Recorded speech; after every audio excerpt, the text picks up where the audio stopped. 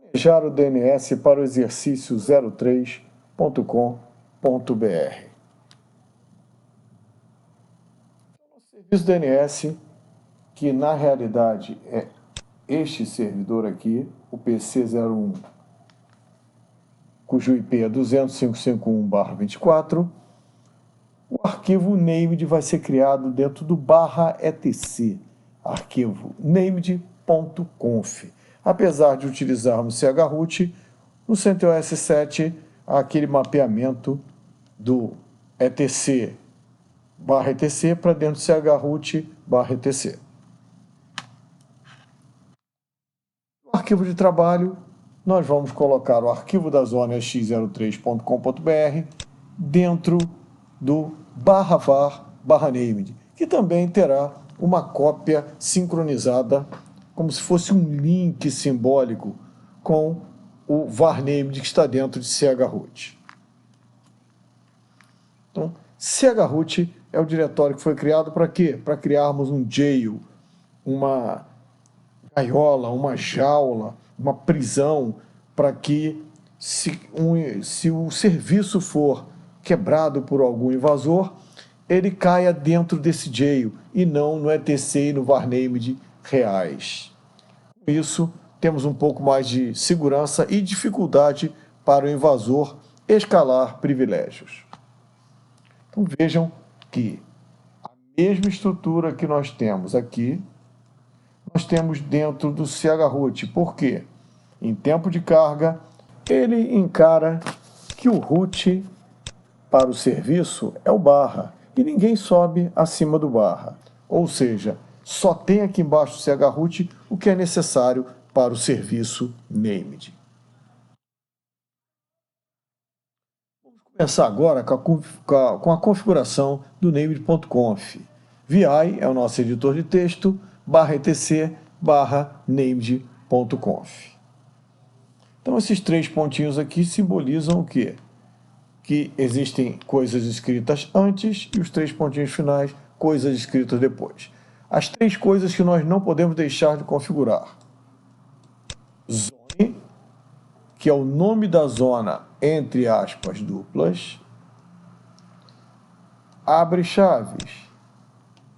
Fecha chaves. Tudo que estiver entre abre e fecha chaves faz parte dessa zona. São características que nós estamos fornecendo para essa zona. Por exemplo, tipo master, porque é uma zona primária, está sendo criada. E o arquivo que nós vamos buscar na nossa área de trabalho, que é /var/named, é o arquivo x03.dns. Então, essa informação no named.conf está definindo qual o tipo de zona, qual o nome da zona e que arquivo eu vou ler para carregar esta zona. Então, o named.conf aponta para este arquivo ser carregado para a zona x03.com.br. E para editar esse arquivo ou criar, podemos usar o editor de texto VI no /var/named com o nome x03.dns. Se existir, ele abre para edição, se não, ele cria este arquivo. Agora vamos criar as informações do nosso DNS primário. A partir do bind 9 foram instituídas as variáveis de ambiente do bind, ou seja, $TTL, com o tempo de duração no cache de qualquer máquina no mundo, que são 86.400 segundos, que equivale a um dia. Então, essas variáveis foram criadas a partir do bind 9. Então, o primeiro registro que nós vamos realizar é o registro SOA, Start of Authority, início de autoridade. Ela me define o nome do servidor primário, primogênito, que deu origem à zona, que no nosso caso é o PC01.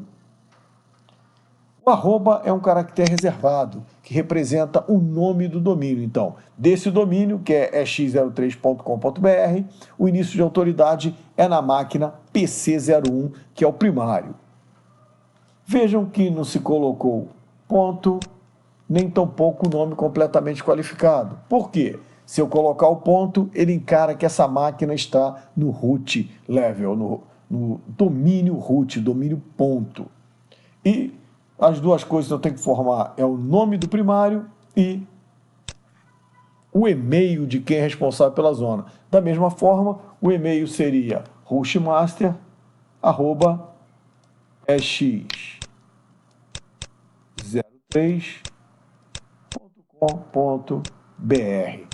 Só que, primeiro, o arroba é reservado, então nós trocaremos por ponto e o nome do domínio. Só que se eu não colocar nada, o sistema appenda o nome do domínio ao e-mail também, bem como no PC01.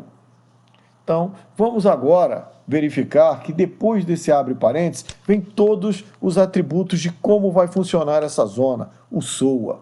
Ou seja, o primeiro deles é o serial, para eu controlar a zona, para o secundário saber se está com a versão atualizada ou não. Exemplo de uma boa prática: ano, mês, dia, serial dentro daquele dia. Também não podemos passar dessa quantidade. Então, é ano, mês, dia, serial number. Então, isso é para verificar se a zona está ou não atualizada. O secundário sabe dessa forma. Um dia é o refresh. Ou seja, define de quanto em quanto tempo o secundário vai verificar com o primário se a zona dele necessita de atualização ou não. Nesse caso, foi escolhido um dia. E vejam que aqui tem ponto e vírgula, aqui ponto e vírgula. Tudo depois do ponto e vírgula até o Enter é considerado comentário. Mesmo que eu escreva errado, não influencia. E observem também que eu tenho espaço antes. Eu não posso colar na primeira coluna, porque isso é a continuação do registro e não uma nova linha de registro.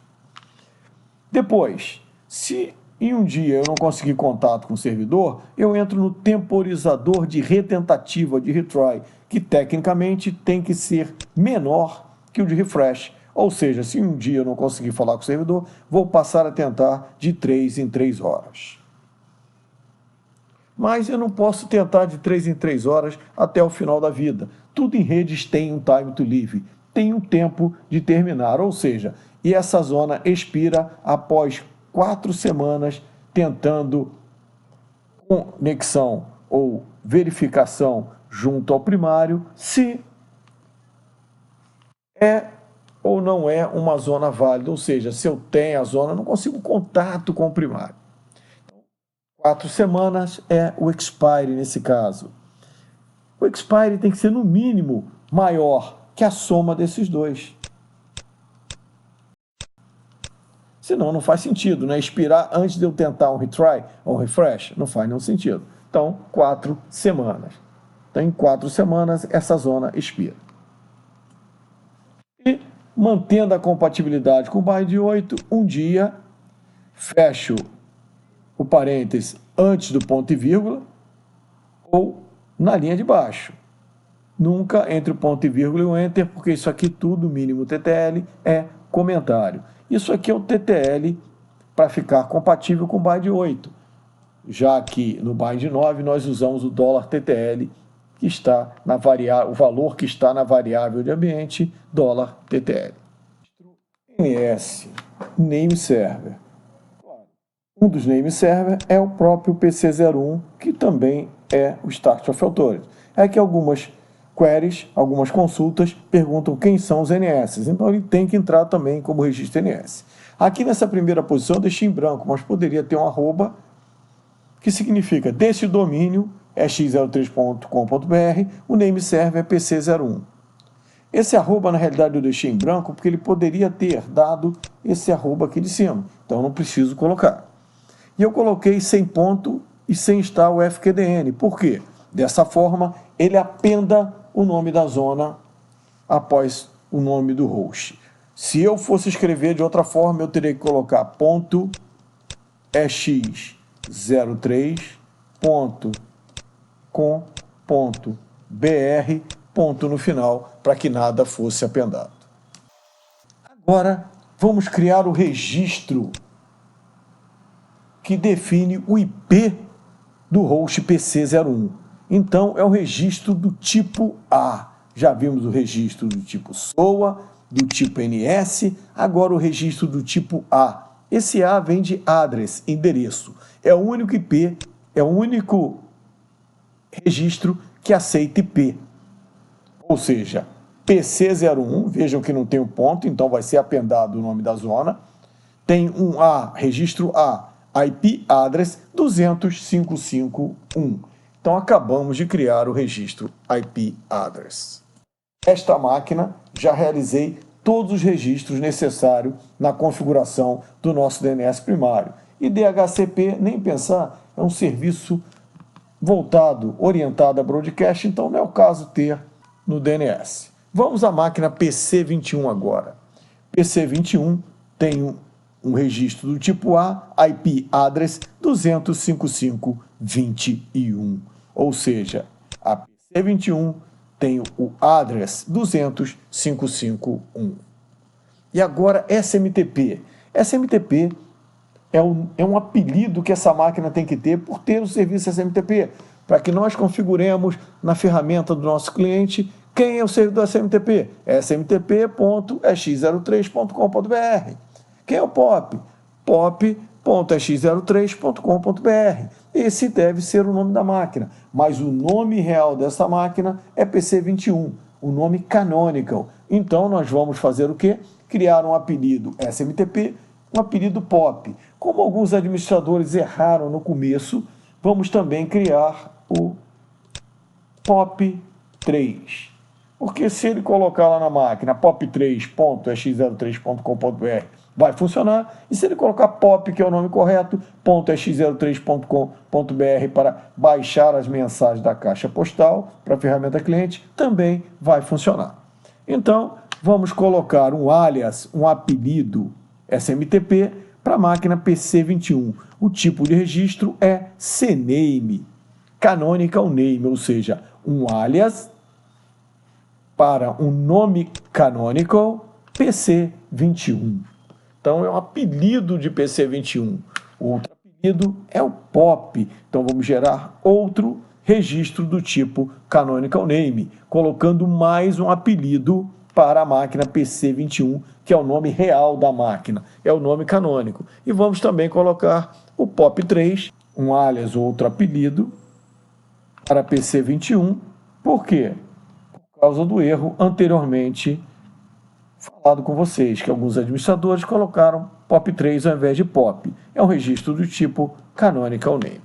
Um registro que estava faltando. O SMTP é quem envia e recebe mensagens. Então, ele é o meio exchanger, o responsável pela troca de mensagens do seu domínio.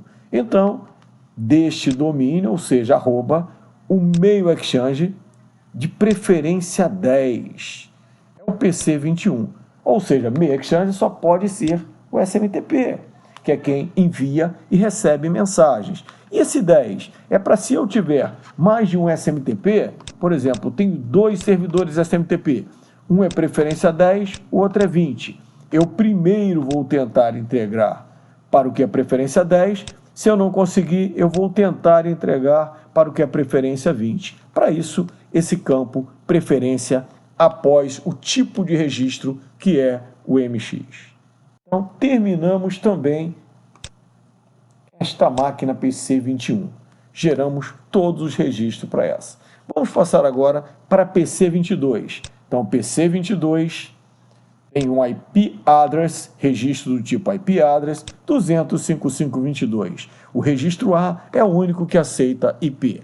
E temos também alguns apelidos. A máquina que presta o serviço HTTP deve ter o apelido www e a FTP deve ter o apelido FTP. Mas o nome canônico dessa máquina é PC22. Então, vamos criar. Então, www é um apelido, um alias da máquina cujo nome canônico é PC22. Então, estou fazendo um apelido para PC22, que é o nome real, é o nome canônico. E da mesma forma, FTP está sendo mapeado para a máquina real, para a máquina cujo nome canônico é PC22. Então nós vimos registros SOA, NS, address e CNAME. Então isso é uma resolução direta, onde eu dou um nome e recebo um endereço IP. Para aprender mais, cursos online em http://dualtop.com.br/cursos. Tem que colocar o /cursos porque é um diretório virtual. E videoaulas em http://youtube.com/c de canal/Prof. Alves, tudo junto, sem ponto, sem nada. Eu sou o professor Alves. Se você gostou desta aula, dê um like e inscreva-se no nosso canal. Muito obrigado e até a próxima videoaula.